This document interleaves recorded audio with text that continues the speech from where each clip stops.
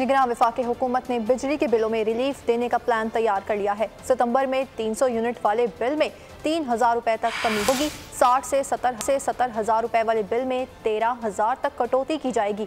निगरान हुकूमत ने रिलीफ प्लान पर IMF को राजी करने की कोशिशें भी शुरू कर दी, जबकि मालियाती इदारे से मंजूरी मिलने पर प्लान पर अमल किया जाएगा। तकलीफ की तेज धूप में रिलीफ का झोंका। निगरान हुकूमत ने बिजली बिलों से मुतालिक प्लान तैयार कर लिया। बिजली सारिफ छोटा हो या बड़ा, सबके लिए आसानियां होंगी। 300 यूनिट माहाना इस्तेमाल करने पर 3,000 का रिलीफ दिया जाएगा।